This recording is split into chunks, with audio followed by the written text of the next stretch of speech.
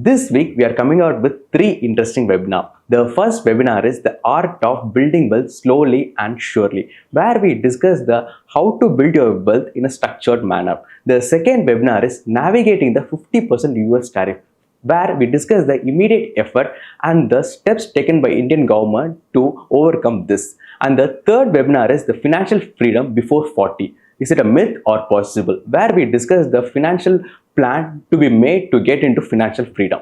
To join the above webinar, click the link below in the description.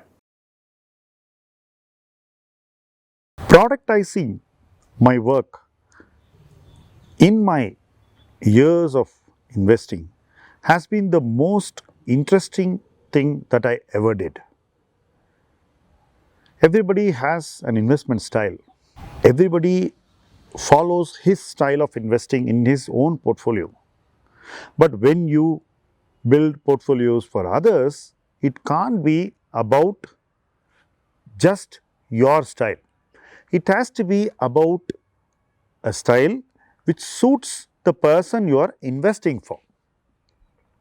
Now, I had a style of investing which I did for myself. There was a style of investing which I applied when I collaborated with a peer. And then there was a style of investing which I practiced while I worked for clients. So, each style was unique and it was curated to suit the person for whom it was being developed. The style which I developed for clients was an approach which kept risks moderate so that investors would take more risks whenever markets saw spikes in volatility. What we wanted to do is, when the market sees fierce spike, we want our investor to invest fearlessly. If we are able to convince our investor to invest fearlessly, when the markets see those spikes of fear, we have won half the battle, because the investor keeps adding capital into his portfolio. The investor keeps buying when others are not willing to buy or are selling. And by virtue of making this into a playbook for our investor in our portfolios, we make investors always stay prepared to invest whenever opportunity presents itself. Now, this creates an alignment between us and the investor which works completely in favor of the investor. This makes our work completely pro-investor. And when you make your work completely pro-investor, then you don't need to worry about returns. So, what happens when there is a phase where our style of investing in a particular portfolio or in a particular product is not working? Because there will be phases when our style of investing won't work in each product, because we have multiple products.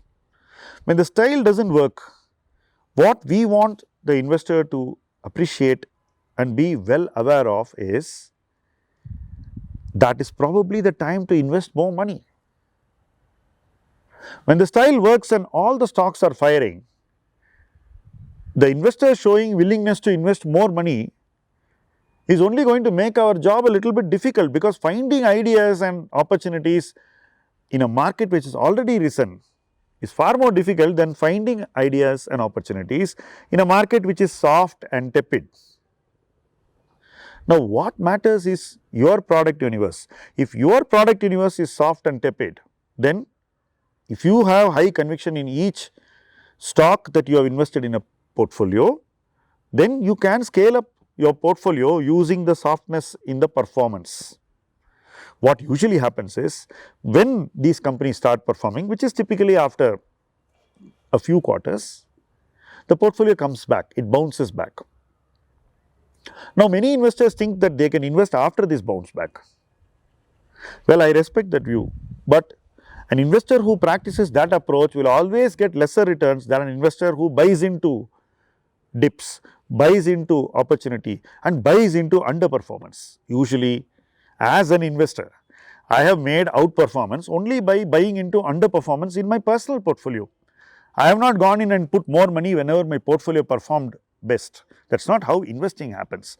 So simply because I am a manager and somebody else is the investor, I don't expect any other alternate approach to be pursued. I think the same approach which I follow as an investor is good for any other investor.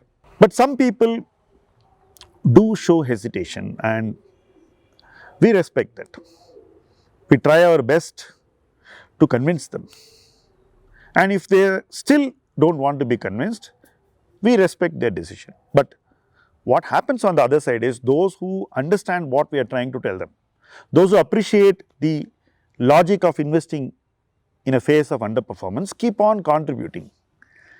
So over time, what happens is those who believe in the product, in the philosophy, and in the rationale given by a manager tend to participate more, and when the portfolio comes back, tend to get higher rewards.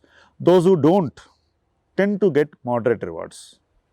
This is something that we would love to change, but probably we should try harder, keeping our investors fully aware of the philosophy behind the product, the philosophy behind the approach towards scaling up the product, and the philosophy that eventually is going to deliver them outlier returns. After all, every investor deserves to get the best returns. Every investor deserves to win, and we are committed to making that happen for every investor. Thank you for watching this video.